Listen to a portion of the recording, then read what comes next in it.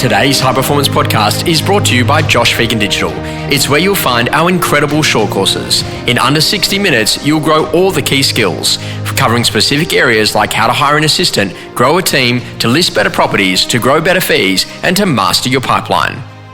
Welcome to High Performance, the podcast featuring Josh Phegan and Alexander Phillips. Alexander, we're nearly at over 500 episodes on the High Performance podcast. And when you think about it, every single time that, you come to the start of a new year, it's always about like setting some goals, like really getting into that drive and determination. And I think that, the big thing is that, as your business starts to really build momentum, it's kind of like every year almost like plays out the same.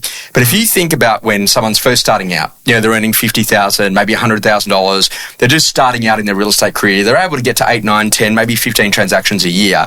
How do you go about setting goals? And even for the newer people that join your team, to give them some things both in business and also personally to drive them to make sure that their behaviours are consistent with the type of person they want to become. Yeah, hi Josh, thanks for having me again. I was speaking to Tom, who works in my team, about this morning.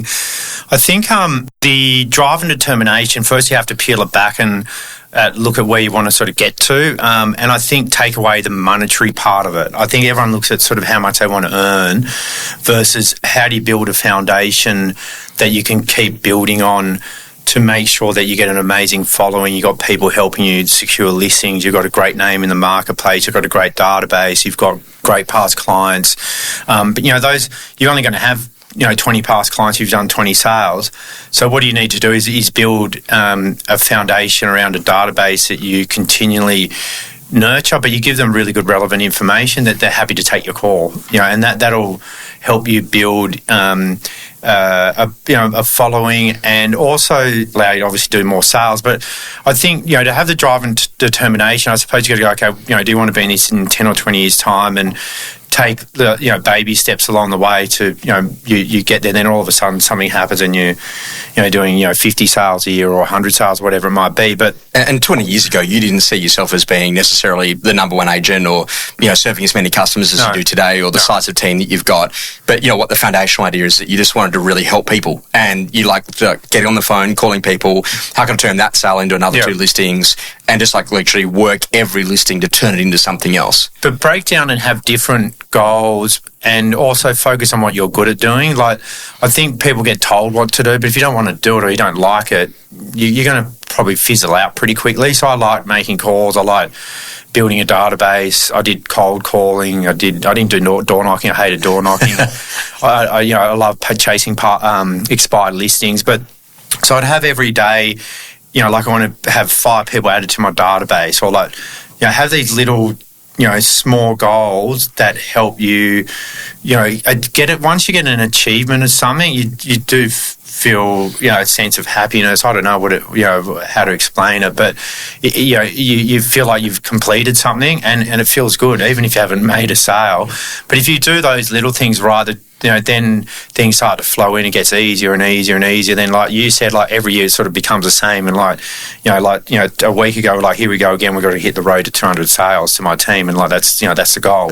So yeah. And then we've got to now break that down and break it down into weeks, quarters. I'm going away, they're going away. How do we do it? Yeah. Where's a big chunk? We're going to do like 50 sales in 2 months, and so like.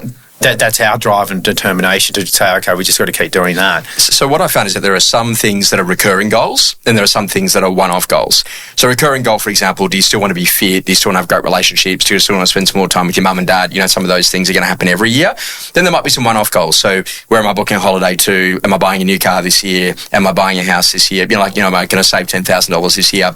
How important is it for people to realise that you need to have something out in front of you that you really want, but you also too can have really small, simple goals of go to bed early, wake up early, train in the morning, first up, to make sure that you're in the right mindset and attitude to be able to go to perform at a high level? Yeah, drive and determination isn't going to come from poor lifestyle choices. Yes. Like it's not going to come from getting into work at 9 o'clock in the morning. It's not going to come from going up to McDonald's, have no lunch. It's not going to come from going out every night. Like you need to have obviously circuit breakers and whatnot, but you've got to create a foundation that's going to allow you to do more and probably give you like clear mind to, help you with that drive and determination. So when you think about setting those goals, it's a really important time to maybe have a look about what did you achieve last year? What of that do you want to repeat again this year?